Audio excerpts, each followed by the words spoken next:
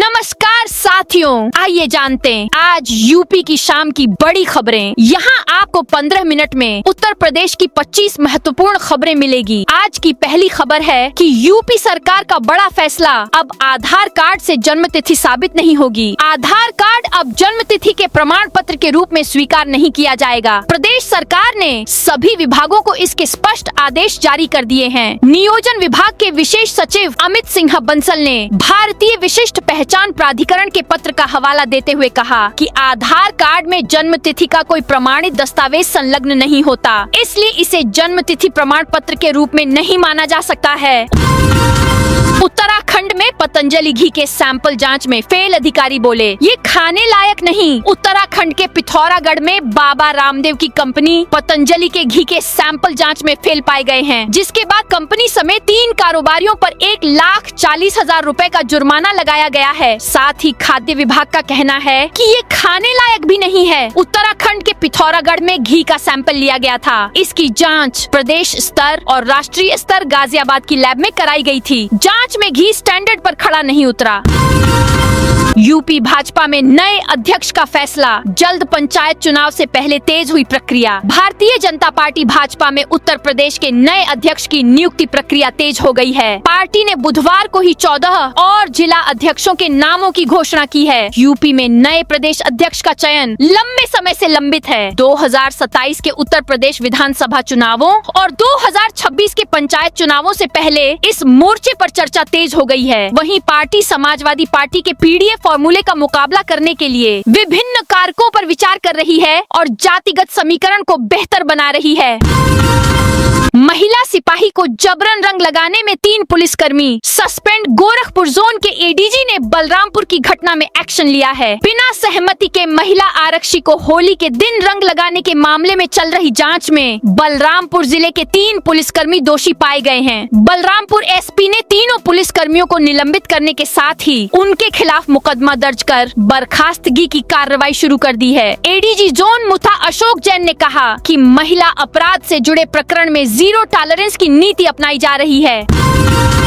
सामने आएंगे संभल दंगे के राज, चर्चित कुएं की खुदाई को लेकर चर्चाएं तेज। उत्तर प्रदेश के संभल के चर्चित कुएं की खुदाई में आड़े आ रहा एक पेड़ शुक्रवार की भोर में काट दिया गया। इसके साथ ही कुएं को लेकर तरह तरह की चर्चाएं तेज हो गई हैं। अब एक बार फिर कुएं की खुदाई शुरू की जा सकती है। चर्चाओं में कहा जा रहा है कि कुएं में संभल में 1978 में हुए दंगे कुछ राज दफन हैं, जो खुदाई से सामने आ सकते हैं। हालांकि सिटी मजिस्ट्रेट ने स्पष्ट किया कि यह काम दंगों से जुड़े किसी नए खुलासे का हिस्सा नहीं है। संभल के प्राचीन कुओं, कूपों और तीर्थ स्थलों को उनके पारंपरिक स्वरूप में संवारने के अभियान के तहत ही इस कुएं की सफाई और खुदाई कराई जा रही है। 2003 की लिस्ट में नाम नहीं, माँ बाप नेपाल में वोटर पड़ोसी देश। नेपाल से ब्याह कर आई महिलाओं के लिए मतदाता सूची का विशेष गहन पुनरीक्षण SIR मुसीबत बन गया है। इन महिलाओं के लिए दिक्कत है कि वर्ष 2003 की वोटर लिस्ट में इनका नाम नहीं है। जिनका नाम उस मतदाता सूची में नहीं है, उन्हें अपने माता पिता का नाम, पता, उनका वोटर ID कार्ड आदि की जानकारी देनी है। हालांकि इन महिलाओं के लिए परेशानी ये है कि उनके माता पिता तो नेपाल में मतदाता हैं। उत्तर प्रदेश के सीमावर्ती जिलों में नेपाल से रोटी बेटी का संबंध है। पारंपरिक तौर पर नेपाल की लड़कियों से शादियां होती रही हैं। ऐसे जिलों में पीलीभीत, लखीमपुर खीरी, बहराइच, श्रावस्ती, बलरामपुर, सिद्धार्थनगर, महाराजगंज, गोरखपुर, गोंडा, बस्ती, बहराइच, कुशीनगर, देवरिया आदि शामिल हैं। इन सभी जिलों में ऐसी महिलाओं की संख्या लाखों में है। गाजीपुर जिला जेल का DMSP ने किया निरीक्षण। गाजीपुर जिला कारागार में शुक्रवार को जिलाधिकारी अविनाश कुमार और पुलिस अधीक्षक डॉक्टर ईरज राजा ने औचक निरीक्षण किया। इस निरीक्षण का मुख्य उद्देश्य जेल परिसर की सुरक्षा व्यवस्था का आकलन करना और बंदियों की गतिविधियों पर सीधी नजर रखना था। अधिकारियों ने यह सुनिश्चित करने पर जोर दिया कि जेल में कोई भी वर्जित सामान न पहुँचे। मथुरा में महिला BLO बोली, नेता परेशान कर रहे, 12 दिन से घर में खाना नहीं बना पाई। यूपी में SIR को लेकर बवाल मचा हुआ है। ड्यूटी में लगे 4 कर्मचारियों की मौत हो चुकी है। फतेहपुर के लेखपाल और गोंडा के टीचर ने सुसाइड किया, जबकि लखनऊ में शिक्षा मित्र की ब्रेन हेमरेज से और बरेली में BLO की हार्ट अटैक से मौत हुई। नोएडा की 2 महिला टीचरों ने काम के दबाव में इस्तीफा दे दिया था। गाजियाबाद में लापरवाही के लिए 21 BLO पर FIR दर्ज की गई है। परिवार की छोटी बहू का गृह प्रवेश, सैफई में नेताजी की समाधि पर आशीर्वाद। मुलायम सिंह यादव परिवार की सबसे नई नवेली दुल्हन ने इटावा में धूमधाम से गृह प्रवेश किया। गृह प्रवेश से पहले नव दंपति आर्यन यादव और सेरिंग पूर्व सीएम मुलायम सिंह यादव की समाधि पर पहुंचे। दोनों ने उनका आशीर्वाद लिया और फिर अन्य रस्में के लिए घर पहुंचे। परिवार ने परंपरागत तरीके से दोनों का स्वागत किया। नई दुल्हन सेरिंग का गृह प्रवेश कराने के लिए आर्यन की मां प्रेमलता यादव पूजा की थाली सजाए खड़ी थीं। उन्होंने अपनी नई बहू सेरिंग की बलाएं उतारी और घर में प्रवेश कराया। इसके बाद आधी रात तक घर में जश्न हुआ। वाराणसी में SIR की तारीख बढ़ाने को कांग्रेस का प्रदर्शन। वाराणसी में कांग्रेस ने SIR यानी विशेष सघन पुनरीक्षण अभियान को 6 महीने बढ़ाए जाने को लेकर कलेक्ट्रेट पर प्रदर्शन किया। जिलाधिकारी कार्यालय के बाहर नारेबाजी करते हुए प्रक्रिया पर सवाल भी उठाए। SIR की प्रक्रिया में तमाम खामियां गिनाते हुए आयोग इस पर विचार करने की मांग की।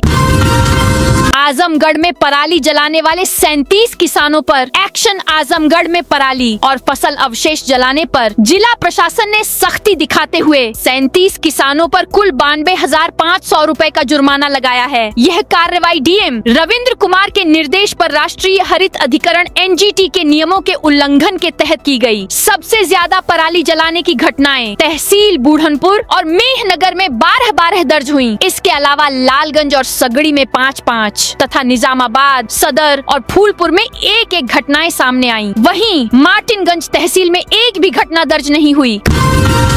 कानपुर में 40 यात्रियों से भरी बस में भीषण आग। कानपुर में चलती स्लीपर बस में भीषण आग लग गई। आग का गोला बनी बस में 40 यात्री अंदर फंस गए। कुछ किसी तरह कूदकर नीचे उतर गए, लेकिन अधिकतर फंस गए। बस के अंदर चीख पुकार मच गई। ड्राइवर कंडक्टर भी भाग गए। रामा देवी चौराहे पर ड्यूटी में तैनात पुलिसकर्मी दौड़कर मौके पर पहुंचे। धू धू कर जल रही बस में जान की परवाह किए बगैर 2 सिपाही चढ़ गए। तब तक बस की छत से लपटें तेज हो चुकी थी। कुछ महिला यात्री अपना सामान उठाने लगी, लेकिन दोनों सिपाही चिल्लाए कि सामान छोड़ दो, आग तेज हो रही है। उत्तराखंड में 14 जनवरी से होगा अर्ध कुंभ 4 शाही स्नान सहित 10 मुख्य स्नान तय। उत्तराखंड में 2027 में होने वाले अर्ध कुंभ की तिथियां तय हो गई हैं। हरिद्वार में होने वाला ये भव्य आयोजन 14 जनवरी से शुरू होगा और 20 अप्रैल को खत्म होगा। 97 दिनों तक चलने वाले इस कार्यक्रम में 10 प्रमुख स्नान शामिल हैं, जिसमें पहली बार 4 शाही अमृत स्नान भी होंगे, जिसे एक ऐतिहासिक फैसला माना जा रहा है। पल्लवी पटेल ने SIR फॉर्म भरने से किया इनकार। सिराथू विधायक पल्लवी पटेल ने मतदाता पुनरीक्षण SIR फॉर्म को लेकर बड़ा विवादित बयान दिया है। गोंडा के एक दिवसीय दौरे पर पहुंची पल्लवी पटेल ने साफ कहा, मैं SIR फॉर्म नहीं भरूंगी, यह प्रक्रिया ही गलत है। मैं इस देश की नागरिक हूँ, मेरे पास सभी वैध दस्तावेज हैं, तो मैं फॉर्म क्यों भरूं? वह सरदार पटेल सेवा संस्थान में पंचायत चुनाव की तैयारियों को लेकर पदाधिकारियों और कार्यकर्ताओं के साथ समीक्षा बैठक कर रही थी। मैं वोटर हूँ, हमेशा से वोट दे रही हूँ, फॉर्म न भरने से मेरा मताधिकार नहीं छिनेगा। प्रयागराज में दिसंबर से नए सर्किल रेट लागू। प्रयागराज में नया सर्किल रेट निबंधन विभाग दिसंबर के दूसरे सप्ताह में लागू करने जा रहा है। विभाग ने विस्तारित क्षेत्रों में सर्किल रेट में 20 से 35% तक बढ़ोतरी का प्रस्ताव तैयार किया है, जबकि शहरी क्षेत्रों में यह वृद्धि सिर्फ 5 से 10% तक सीमित रहेगी। प्रयागराज की हेल्थ रैंकिंग प्रदेश में टॉप पर। प्रयागराज में स्वास्थ्य सेवाओं में सुधार हुआ है। इसकी पुष्टि शासन की ओर से बने उप हेल्थ डैशबोर्ड की रैंकिंग में हुई है। अक्टूबर महीने में इस डैशबोर्ड में प्रयागराज जनपद की स्वास्थ्य व्यवस्था सबसे अच्छी हुई है। वहीं दूसरे स्थान पर पीलीभीत और तीसरे स्थान पर पड़ोसी जनपद वाराणसी का नाम है।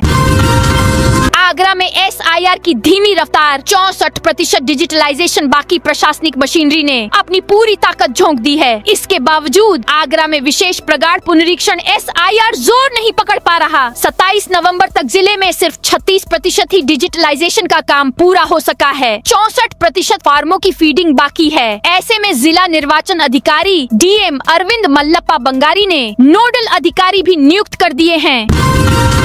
उन्नाव में पेयजल लाइन की शिफ्टिंग शुरू, जल निगम ने रेलवे से हर्जाना लिया। उन्नाव के सरैया स्कूल के पास अमृत योजना के तहत बिछाई गई भूमिगत पेयजल पाइपलाइन रेलवे ओवरब्रिज आरओबी निर्माण कार्य के दौरान क्षतिग्रस्त हो गई थी। इस घटना के कारण क्षेत्र में कई दिनों तक पेयजल आपूर्ति बाधित रही और लोगों को पानी के संकट का सामना करना पड़ा। करीब 6 माह पूर्व बिछाई गई यह पाइपलाइन आरओबी निर्माण कर रही रेलवे की कार्यदायी संस्था गिरिराज कंस्ट्रक्शन और उसकी सहयोगी एजेंसी गिरिराज ग्रुप से जुड़े ठेकेदार द्वारा पिलर पाइलिंग और भारी मशीनरी से की गई गहरी खुदाई के दौरान टूट गई थी।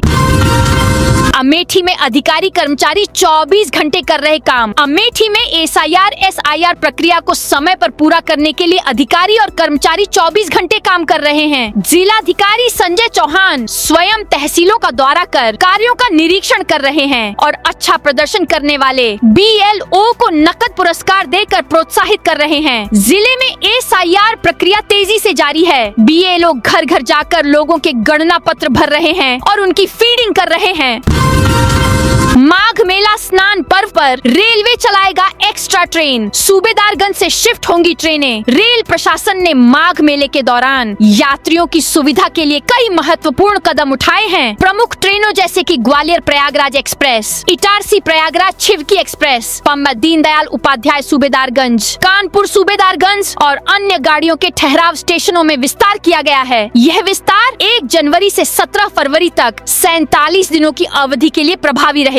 इससे यात्रियों को माघ मेले के दौरान बेहतर पहुंच और सुविधा मिलेगी। रेलवे ने इस दौरान स्पेशल रेक भी रिजर्व किए हैं ताकि जरूरत पड़ने पर अतिरिक्त स्पेशल ट्रेनें चलाई जा सकें। यह व्यवस्था महाकुंभ की तर्ज पर तैयार की गई है, जिसमें मुख्य स्नान पर्व के दौरान भीड़ के हिसाब से विशेष ट्रेनें चलाने की योजना है।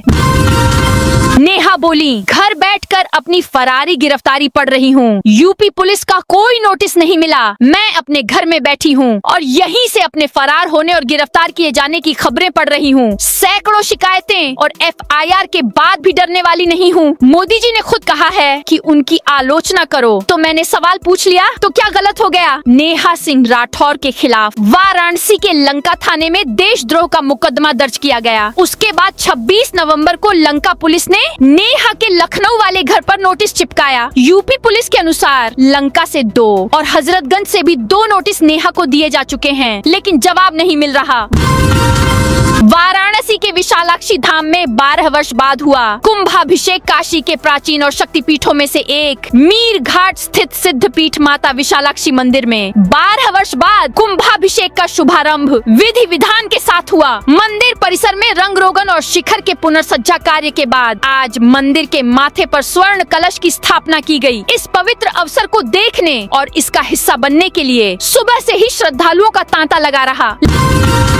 लखनऊ में राष्ट्रपति बोली, आगे बढ़ने नहीं भीतर झांकने की जरूरत। राष्ट्रपति द्रौपदी मुर्मू आज को लखनऊ में हैं। उन्होंने सुल्तानपुर रोड पर गुलजार उपवन में ब्रह्मा कुमारीज के समागम में राजयोग प्रशिक्षण केंद्र का उद्घाटन किया। राष्ट्रपति 20 साल से ब्रह्मा कुमारी से जुड़ी हुई हैं। उन्होंने समागम में कहा, आज के समय में आगे बढ़ने की नहीं, अपने भीतर झांकने की जरूरत है। राष्ट्रीय शिक्षा नीति में मूल्य शिक्षा भी इसी दिशा में एक कदम है। G20 समिट भारत में 2023 में आयोजित की गई थी। उसकी थीम थी one world, one earth, one family थी। इन सब प्रयासों का उद्देश्य विश्व को एकता का संदेश देना रहा। यही काम ब्रह्मा कुमारीज का है। संस्था का काम प्रशंसनीय है।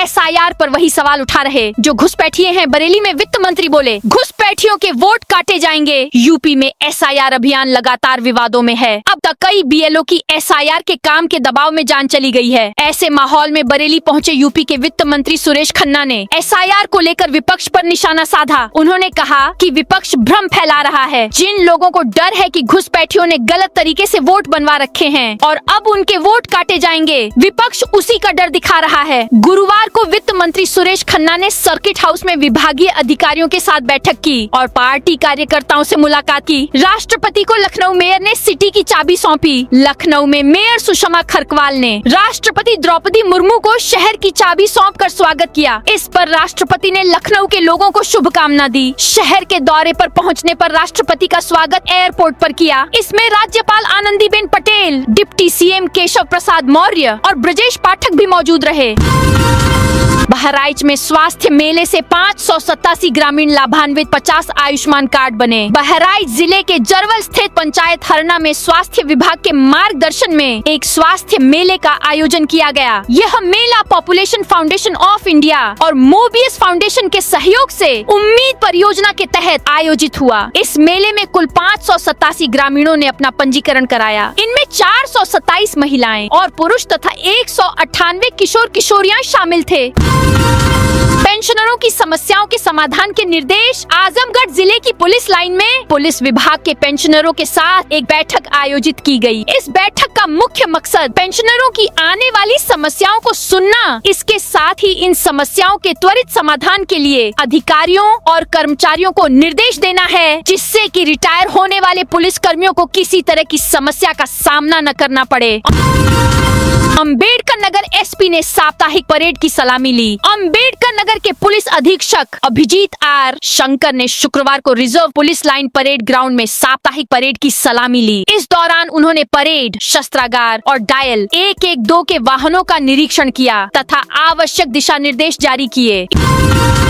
इटावा में मृदुल तिवारी 12 मिनट में गुस्सा कर वापस लौटे। बिग बॉस फेम यूट्यूबर मृदुल तिवारी शो से निकले के बाद पहली बार अपने पैतृक शहर इटावा पहुंचे। उन्हें देखने को हजारों फैंस की भीड़ जुटी। जगह जगह फूल माला से स्वागत हुआ। इस दौरान फैंस बेकाबू हो गए। सेल्फी लेने की होड़ में फैंस ने स्टेज के पास ही कुर्सियां तोड़ डाली, बैरिकेडिंग तोड़ने की कोशिश करने लगे। भीड़ के सामने पुलिस भी बेबस नजर आई। आखिरकार महज 12 मिनट रुकने के बाद मृदुल तिवारी गुस्से में आकर कार्यक्रम पूरा किए बिना ही लौट गए। पुलिस का कहना है कि रोड शो में कारों और बाइकों से स्टंटबाजी की गई। अनुमानित भीड़ की भी जानकारी नहीं दी गई थी। खलीलाबाद बौसी रेल लाइन की मुआवजा भुगतान प्रक्रिया तेज। संत कबीर नगर के खलीलाबाद बौसी नई रेल लाइन परियोजना से प्रभावित भूस्वामियों के मुआवजा भुगतान की प्रक्रिया में तेजी आई है। अपर जिलाधिकारी वित्त एवं राजस्व जय प्रकाश ने बताया कि परियोजना के तहत प्रभावित गांवों में विशेष कैंप आयोजित किए गए थे। ये कैंप तहसील खलीलाबाद और तहसील मेहदावल के उन गाँवों में लगाए गए थे जहाँ परिसंपत्ति, पेड़, बोरिंग और अविवादित गाठों के प्रतिकर का भुगतान लंबित था। इन शिविरों का मुख्य उद्देश्य भू स्वामियों से आवश्यक विवरण प्राप्त करना था। राम नाम मंदिर का भव्य अनावरण होगा। राष्ट्रपति द्रौपदी मुर्मू उद्घाटन करेंगी। अयोध्या के श्री राम जन्मभूमि मंदिर के द्वितीय तल पर बनने जा रहे राम नाम मंदिर का अनावरण भारत की राष्ट्रपति द्रौपदी मुर्मू करेंगी। इसकी तिथि को लेकर मंथन जारी है, लेकिन संभावना जताई जा रही है कि यह कार्यक्रम रामलला की प्राण प्रतिष्ठा की वर्षगांठ यानी पौष शुक्ल द्वादशी पर आयोजित होगा। यह तिथि 10 जनवरी 2026 को पड़ रही है। यह जानकारी गुरुवार को श्री राम जन्मभूमि तीर्थ क्षेत्र ट्रस्ट के कोषाध्यक्ष महंत गोविंद देवगिरी ने दी। वह यह जानकारी श्री राम महल वैदेही भवन जानकी घाट पर एक शिष्टाचार भेंट के लिए गए थे, जहां उन्होंने यह जानकारी साझा किया। संभल में हिंदू जागृति मंच ने शुरू किया अभियान, समाज को जातिगत विभाजन से बचाने की अपील। संभल में हिंदू जागृति मंच की बैठक शुक्रवार को तिरंगा मार्केट में आयोजित की गई। इसमें समाज में बढ़ती जातिगत गतिविधियों पर चिंता व्यक्त की गई। वक्ताओं ने कहा कि जाति आधारित कार्यक्रम और संगठन समाज को विभाजित करते हैं, इसलिए समाज और सरकार दोनों को मिलकर ऐसी गतिविधियों पर रोक लगानी चाहिए। बैठक में उपस्थित प्रबुद्ध जनों ने भी जाति विहीन समाज की दिशा में सकारात्मक पहल करने पर सहमति जताई। शाहीन को लेकर कानपुर आई एजेंसी जांच के बाद रवाना। डॉक्टर शाहीन को लेकर यूपी के कई जिलों में घूम रही एनआईए और एटीएस बीते 2 दिनों में कानपुर, लखनऊ और वाराणसी की सुरागरसी करके चली गई और किसी को भी भनक नहीं लग पाई। शाहीन की निशानदेही पर कानपुर 3 और लखनऊ से 2 लोगों को हिरासत में लेकर दिल्ली की स्पेशल सेल को सौंप दिया गया है। जेवर एयरपोर्ट के सभी काम और लाइसेंस प्रक्रिया 5 दिसंबर तक पूरे करे। उत्तर प्रदेश के मुख्यमंत्री योगी आदित्यनाथ और केंद्रीय नागरिक उड्डयन मंत्री किंजरापू राम मोहन नायडू ने गुरुवार को जेवर में बन रहे नोएडा इंटरनेशनल एयरपोर्ट का निरीक्षण किया। समीक्षा बैठक में मुख्यमंत्री ने एयरपोर्ट पर बचे सभी कार्य और लाइसेंस प्रक्रिया 5 दिसंबर तक पूर्ण करने के निर्देश दिए। संभल हिंसा सांसद बर्क, जफर अली की राहत बरकरार। संभल के विवादित धार्मिक स्थल शाही जामा मस्जिद बनाम श्री हरिहर मंदिर के सर्वे के दौरान हुई हिंसा से जुड़े मामले में इलाहाबाद हाई कोर्ट ने राज्य सरकार का जवाब रिकॉर्ड में लिया है। ये सुनवाई न्यायमूर्ति समीर जैन की एकल पीठ कर रही है। यह मामला सपा सांसद जियाउर रहमान बर्क और मस्जिद इंतजामिया कमेटी के सदर जफर अली की याचिका से संबंधित है।